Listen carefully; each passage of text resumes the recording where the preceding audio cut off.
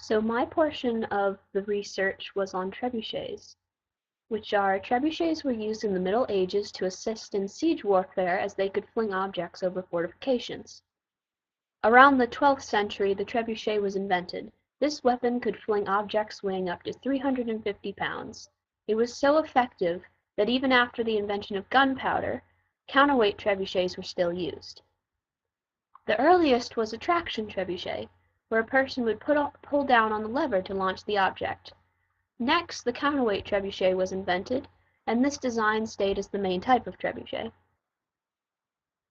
Sadly, in the 16th century, the details of the construction were lost.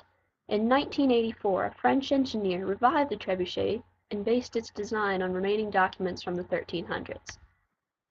Trebuchets are powered by gravity, usually using a counterweight. The force from the weight rotates the throwing arm. The sling also amplifies the speed of the object being thrown. 1800s cannon. Cannons from the 1800s were made of iron because the iron industry was quickly growing during that time. Then in 1836 they went back to using bronze.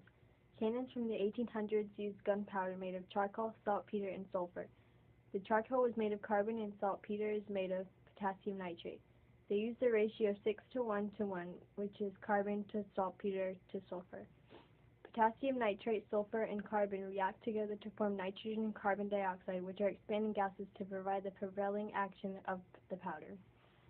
Their role in the military was that they were used to destroy enemy grounds during battle, and in their role in economic and political climate was they were more effective, allowing people battling in the war to have a more effective way of fighting. This would allow them to gain materials and supplies from the areas that they destroyed/conquered. For trajectory and accuracy, they were made smaller and lighter for easier transportation. This took a lot less time and manual power. All they had to do was load and fire. So, for my segment of this vlog, I have come here to inform you about 1900 to modern day cannons. So, 1900 to modern day cannons are basically tanks. Over the century of the cannon being added onto, this is the most current and strongest version of the cannon to date. It is now more larger and more mobile because of the creation of more durable wheels and more powerful engines to move these huge tanks around. But, in addition to the cannon becoming more mobile, the actual fire mechanic of it has been given many upgrades. The cannon has been equipped with a longer barrel that has grooves inside the barrel to make it a more accurate shot. Also, the metal that shoots out of the cannon has increased in size and ability to do damage. We can now shoot in explosives and in massive spears of steel to crush anything that stands in the cannon's path. Also, the frame of the cannon has been added onto with the addition of stronger metals, like stainless steel, to allow the cannon to be more protected from damage.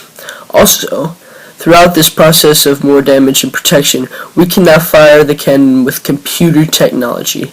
We can now lock on to what we are firing, and the cannon will fire with more accuracy than just a regular human can.